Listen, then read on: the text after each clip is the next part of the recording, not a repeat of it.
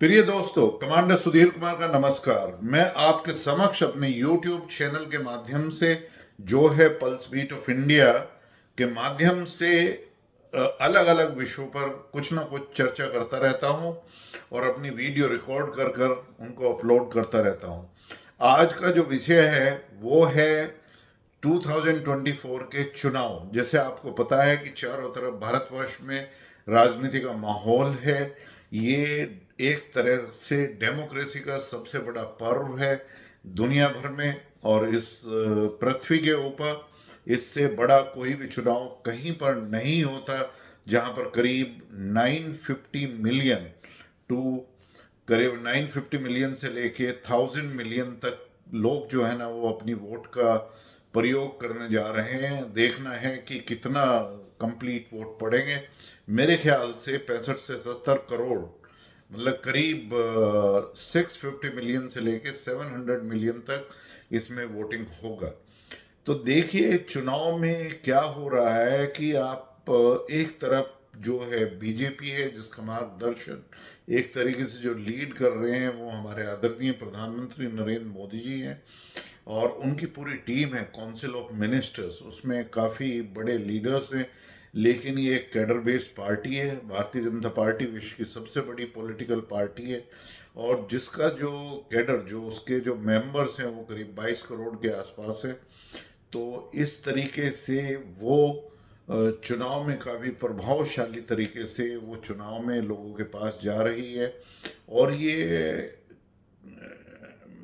करीब करीब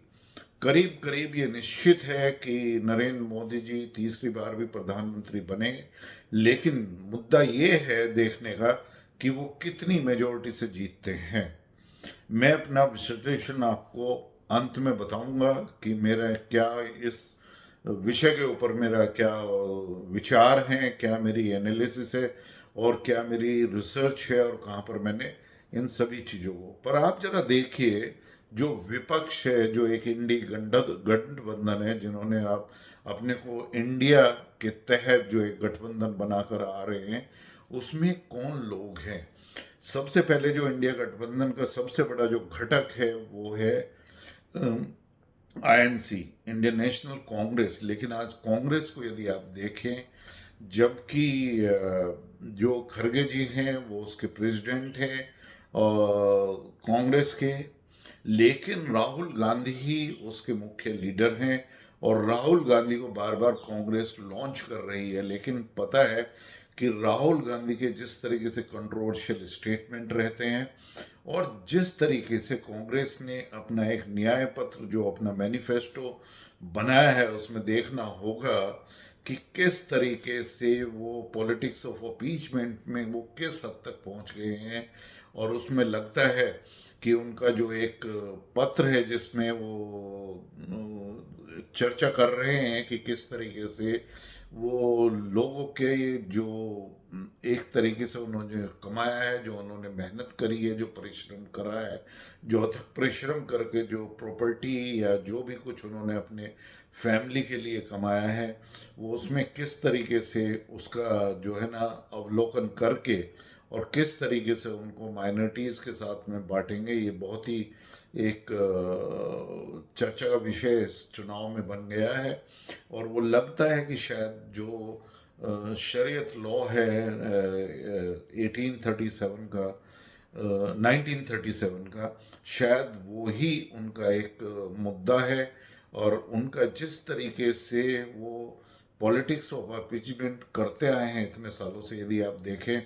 तो 2014 के लोकसभा इलेक्शन का जो मैनिफेस्टो कांग्रेस का था, उसमें साफ तरीके से था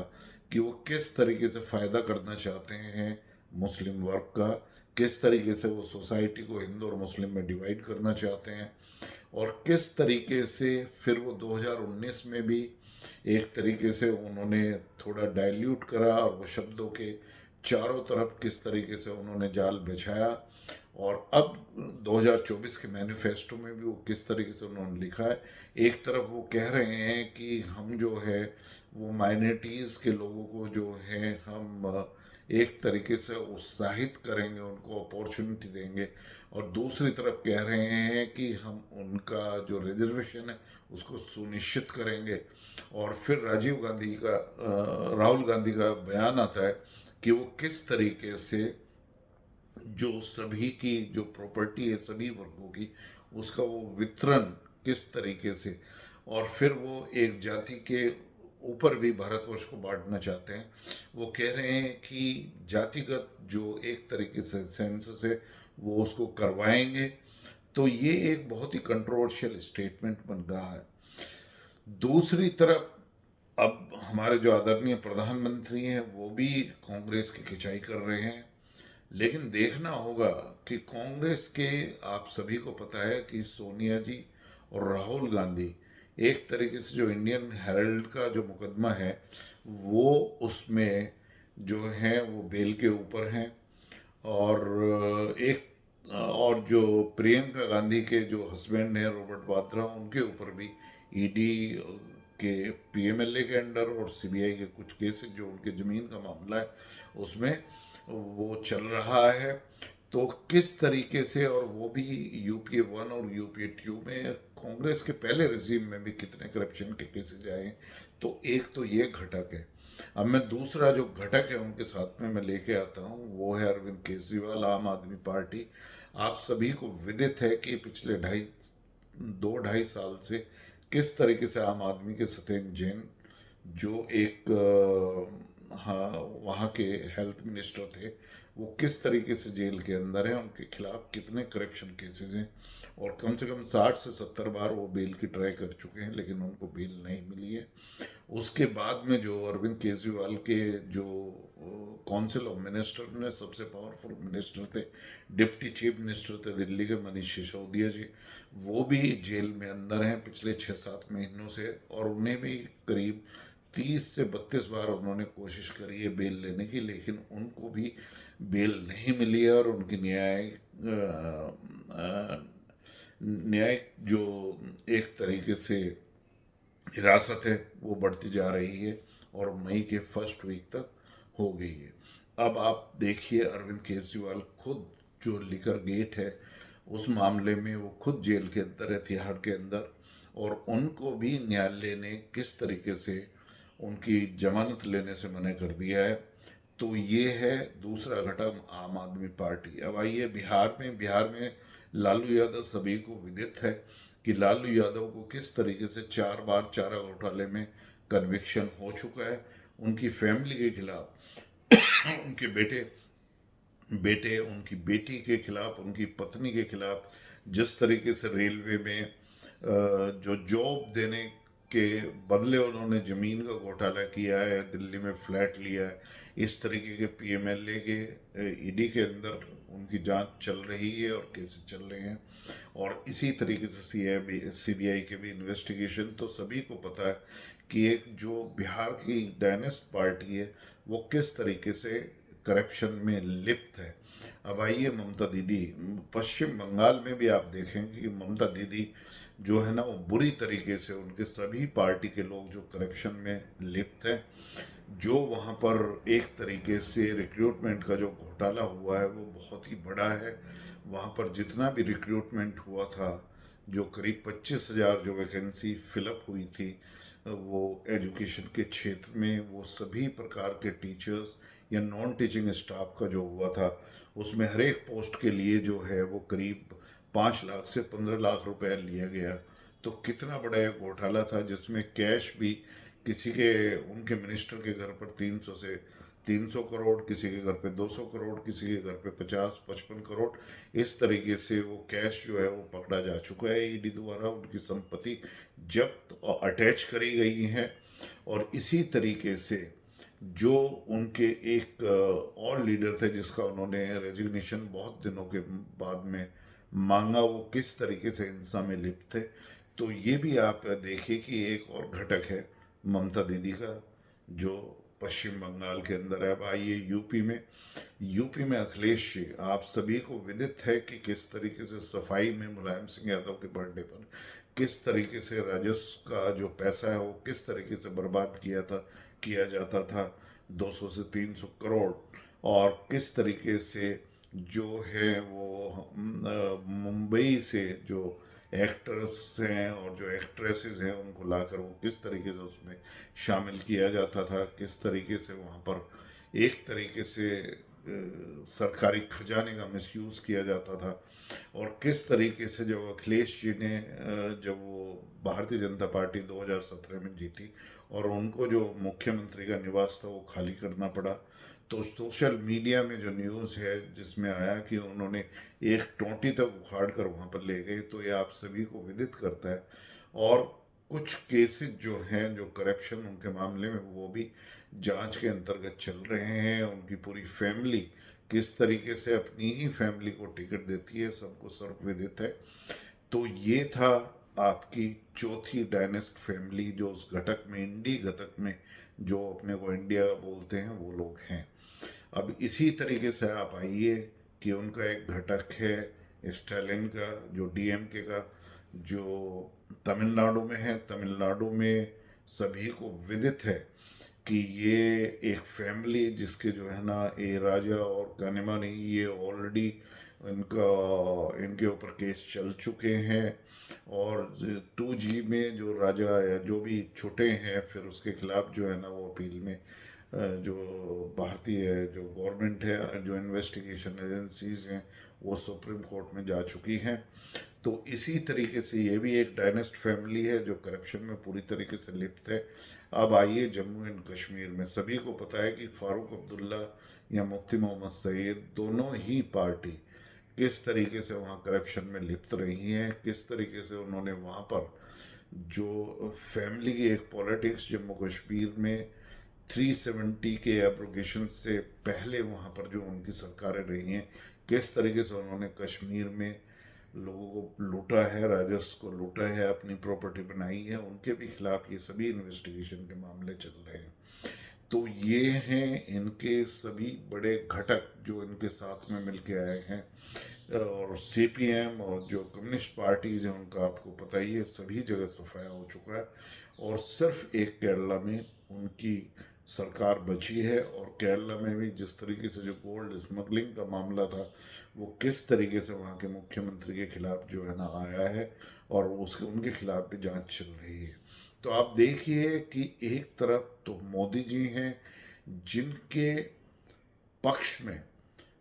23 साल का एक ऐसा रिकॉर्ड है जहां पर उन्होंने करीब 13 से 14 साल जो है वो बहुत ही सक्सेसफुल 4 टाइम जो चीफ मिनिस्टर वो गुजरात के रहे हैं, और गुजरात के विकास का उन्होंने बहुत ही सक्सेसफुल मॉडल वो दुनिया के सामने रखा है, भारतवर्ष के सामने रखा है। और किस तरीके से उन्होंने गुजरात को अच्छी तरीके से जो है एक ऐसे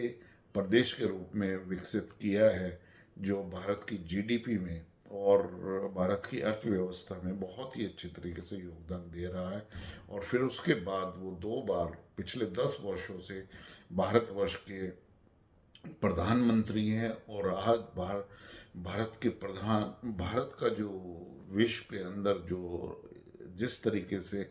एक तरीके से एक सम्मान है, और जो उसकी अर्थव्यवस्था की जो प्रगति हुई है, उसमें जितनी भी एजेंसीज हैं, चाहे वो रेटिंग एजेंसीज हो, या आईएमएफ हो, या वर्ल्ड बैंक हो, या एशियन डेवलपमेंट बैंक हो, वो सभी, या वर्ल्ड इकोनॉमिक फोरम हो, सभी जगह सभी कह रहे हैं कि भारतवर्ष एक जो है वो ब्राइट स्पॉट है, वो वर्ल्ड इकोनॉमी के लिए बहुत ही एक तरीके से कंट्रीब्यूट कर सकता है, और पॉजिटिव वे में हमारी अर्थव्यवस्था चल रही है। आज हम फास्टेस्ट ग्रोइंग इकोनॉमी है, हम जो है वो 5th लार्जेस्ट इकोनॉमी बन चुके हैं। और ये मोदी की गारंटी है, जिस तरीके से मोदी जी जनता के पास गए हैं और अपने 10 साल का विकास का कार्य वो गिनवा रहे हैं और मोदी की गारंटी प्रदान कर रहे हैं, तो उसमें ये भी विश्वास वो दिला रहे हैं कि उनकी 3rd टर्म के अंदर जो है ना, भारतवर्ष वो 3rd लार्जेस्ट इकोनॉमी बन जाएगा। And I am sure Bharatvarsh will become 3rd largest economy. तो इसी परिप्रेक्ष्य में जिस तरीके से राजनीति का माहौल चारों तरफ गर्म है भारतवर्ष में, और ये विश्व की सबसे बड़ी डेमोक्रेटिक एक्सरसाइज भारतवर्ष में चल रही है, जिसका एक चरण का चुनाव हो चुका है, दूसरे चरण का 26 अप्रैल को होने वाला है, और फिर ये अलग अलग चरणों में समाप्त होने के बाद में 4 जून को सभी रिजल्ट आएंगे। और मेरी अब ये एनालिसिस है कि पहले मैंने लिंक्डइन पे और फेसबुक में काफ़ी इसको मैंने लिखा है, और एक तरीके से सितंबर माह में ही, सितंबर 2023 में ही मैं ये कह चुका हूँ, अब की बार 400 के बार। तो आप ये ले सकते हैं कि ये जो स्लोगन है जो बीजेपी के लिए है, इसको मैंने ही सबसे पहले जो है ना वो एक तरीके से लिखा है इसके बारे में, और ये मैंने सभी स्टेट की एनालिसिस करने के बाद में लिखा है कि किस तरीके से जो एक गवर्नेंस मॉडल, बहुत ही efficient, transparent and accountable governance model Modi ji ने देश के सामने रखा है, और जिस तरीके से एक दिशा निर्धारण जो है वो विश्व पटल पर G20 की प्रेसिडेंसी जब भारतवर्ष ने करी है, जो उनको मैसेज दिया है, one earth one family and one future, जो वासुदेव कुटुंबकम, जो हमारी प्राचीन सभ्यता का एक तरीके से प्रतीक है, उसको आगे लेते हुए उन्होंने सामने रखा है। जिस तरीके से आईएस से इंटरनेशनल सोलर अलायंस का और CDRI का, या एक तरीके से जब इंटरनेशनल बायोफ्यूल अलायंस का जो जिस तरीके से जो मार्गदर्शन मोदी जी ने उसमें अपना जो एक विजन रखा है, और जिस तरीके से भारत ग्रीन एनर्जी ट्रांजिशन में मिशन मोड में काम कर रहा है, जिस तरीके से रिन्यूएबल एनर्जी के टारगेट रखे गए हैं, और जिस तरीके से जो इन्वेस्टमेंट है भारतवर्ष में उसकी अपॉर्चुनिटी उभर रही हैं, जिस तरीके से एक स्टार्टअप का जो नेटवर्क बना है भारतवर्ष में और यूनिकॉर्न बने हैं, तो इन सभी चीज़ों को देखते हुए भारतवर्ष ने सबसे बड़ा इंक्लूसिव डेवलपमेंट जो है वो भारतवर्ष में किया है। इसके तहत जो है आज भारतवर्ष में जो वोटिंग हो रहा है, वो हो रहा है कि मोदी वर्सेस हु। तो मेरा यही एक अवलोकन है और एक एनालिसिस है, जो उसका कंक्लूजन है कि मोदी जी इस राजनीति चुनाव में सबसे आगे हैं, और वो बहुत ही लोकप्रिय हैं, और उनका जिस तरीके से जो है वो सदर्न इंडिया में, जो साउथ इंडिया, जो दक्षिण भारत में जिस तरीके से तमिलनाडु में उनको समर्थन मिला है, जिस तरीके से तेलंगाना में वो अपनी सीटें बढ़ाएंगे, और तेलुगु देशम के साथ में जिस तरीके से आंध्रा में उन्होंने अपना एक तरीके से अलायंस करने के बाद में एनडीए के अंतर्गत वो अपनी सीटों को बढ़ाएंगे, उससे मुझे लगता है कि जो मैंने लिखा था आपकी बार 400 के पार, तो डेफिनेटली होगा। लेकिन जिस तरीके से सदर्न इंडिया में, स्पेशली तमिलनाडु में, प्रधानमंत्री के रोड शो में लोगों का अपार प्रेम उनके प्रति दिखाई दिया है, उससे मुझे लगता है कि इस बार करीब 50% सीट जो है वो बीजेपी जीत जाएगी, और बीजेपी वहाँ पर इंडिपेंडेंट इलेक्शन लड़ रही है, और उनको ये फ़ायदा हो रहा है कि वो एक तरफ डीएमके को और दूसरी तरफ एआईडीएमके को भी साथ न लेकर वो सिर्फ अपने बल पर वहाँ पर इलेक्शन लड़ रही है। तो ये एक बहुत ही बड़ी भारतीय जनता पार्टी की और मोदी जी की जीत होगी, यदि सदन पार्ट में इस तरीके से वो अपनी सीटें बढ़ा रहे हैं। बल्कि मुझे लगता है जिस तरीके से जो जन समूह मर रहा है सदर्न इंडिया में, मोदी जी की जो रोड शो हो रहे हैं, मोदी जी की जो इलेक्शन रैली हो रही है, उससे मुझे लगता है कि सदर्न इंडिया में एक चमत्कार होने वाला है, और सदर्न इंडिया में, दक्षिण भारत में भी बीजेपी और स्पेशली मोदी जी जो है वो एक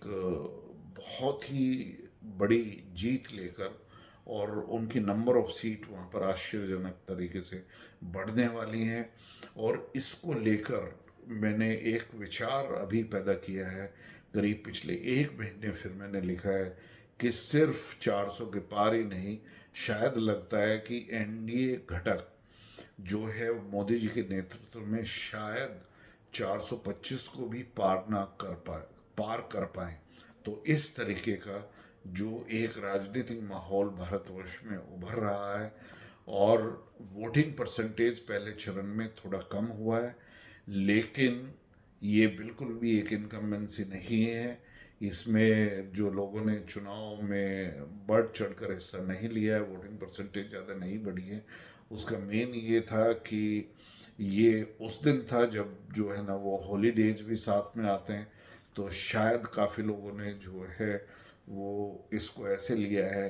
कि वो अपने शायद हॉलीडेज पर चले गए हैं, और गर्मी भी हो रही है तो काफ़ी लोग, लेकिन जो वोटिंग परसेंटेज है जो मोदी जी का है वो बिल्कुल सुनिश्चित हुआ है। वो लोग तो काफ़ी एनकरेज्ड हैं, और वो एक तरीके से बढ़ चढ़